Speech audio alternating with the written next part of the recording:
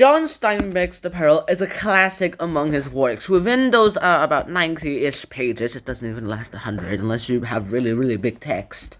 He goes ahead and describes the journey of Mexicans in not the language of Spanish, which would have been probably more fitting, but in the language of English, which is probably more fitting towards him and his audience that he's been targeting. So in the end, we get a pretty big story about a different race of people, not in their native language, but trying to use descriptions from their culture in another language that probably doesn't have the words to understand or describe it fully. So in the end, that is a lot that we can do. So John Steinbeck goes ahead and tells us about the peril. This peril is based on a story from Mexico where instead of the original version, in this story, there's a family. It only has Kino in the original version. In that original version, Kino goes ahead and finds a pretty big pearl, wants to go sell it, finds out he's being scammed, and he's like, no! And then he buries the pearl, never to see it again, he was hoping. And then, well, everyone else starts attacking him, telling him, where's the paw? And he's like, this is not going to end until this pearl is gone. He curses the pearl and then throws it into the sea, and boom, after that, it's gone forever. In the end, however, this book itself, it's amazing. If you take a look at how its reactions go ahead and give us all the good things that we want in a good John Steinbeck book, the classic American novelist, he goes ahead and gives us it all. He gives us the human nature, the existence of human nature and all of its tribulations. He gives us a bunch of the good Mexican stuff. He gives us the racial inequalities. He gives us everything that we can account for. Everything we want. Also, there is a pretty good parable to this, and if the best other book that I can say that can relate to this really short book is Lord of the Rings, which is pretty much the opposite of this book as well, too. It does have the same scenes. I mean, it does even have some contrasting parallels. However, there is a lot about it that is the same. Firstly, the opposites, of course. They are opposites. Like, this book, is like less than 100 pages, and those books, it's about 1,000 pages. In this book, it's pretty short. It's about Mexicans. That book, it's about the English and their, well, folktale, which they would never originally had until J.R.R. Tolkien came in and made it for them, regardless of what's going to happen, that is. Well, for John Steinbeck, he went ahead and wrote something kind of similar. Also, Lord of the Rings didn't exist back then when he was writing this, so most likely he didn't copy anything of them, and the English author J.R. Tolkien probably never copied this. That's not what I'm suggesting. What I'm suggesting is that they are pretty similar, and Lord of the Rings fans would love this book, except for the fact that it's very short. The Dark Ring of, like, Sargon, I believe that was the Dark Lord's name again. He went ahead. The Pearl would probably be similar, except it would be magic. It would be human nature that corrupts them. And Frodo Baggins, which is a hobbit, not a human, is kind of very contrasting towards the world of Kino, who is a really interesting and very multifaceted character.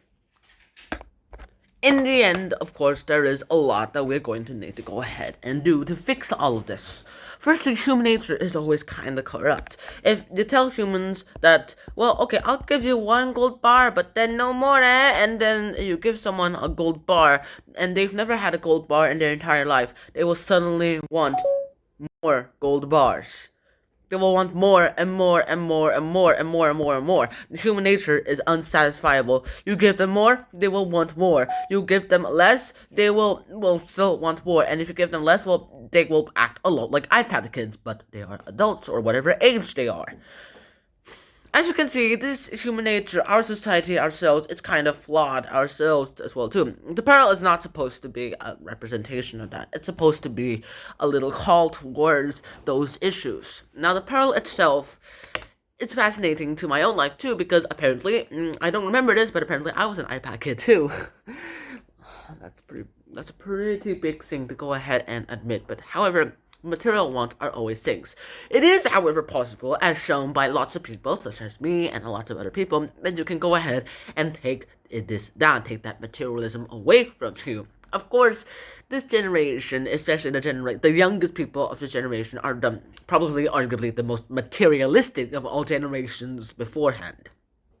Gen Alpha and possibly Gen Beta, hopefully not Gen Beta, but Gen Alpha has definitely gone ahead and became one of the most materialistic people of all time. I mean, the oldest Gen Alpha is like 12 years old, so we haven't even gotten out of college. They haven't even gotten out of college yet, and I am one of the youngest Gen Zs out there, so that works out pretty well. There is a lot of parables about greed and a lot of situations, lots of questions about greed, how we can fix greed, how we can do away with greed, all this satisfaction, all this dedication towards things.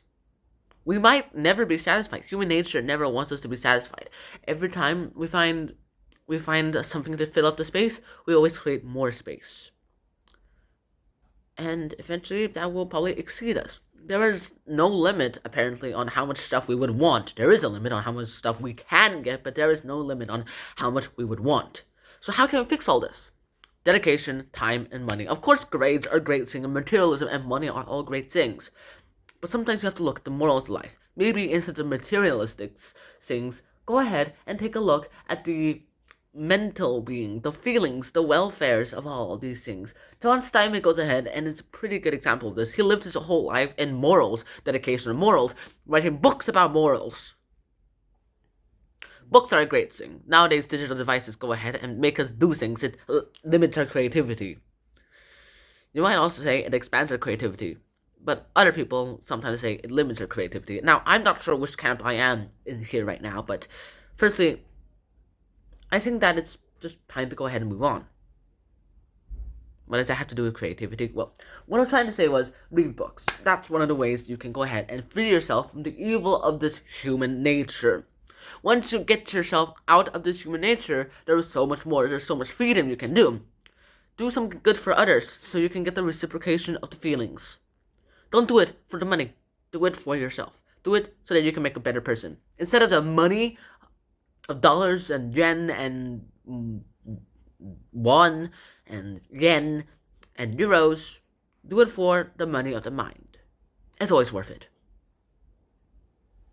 So I hope you enjoyed this review about John Steinbeck's The Pearl. I hope to see you guys soon. And so until next time, stand out, peace. Bye-bye. Read The Pearl.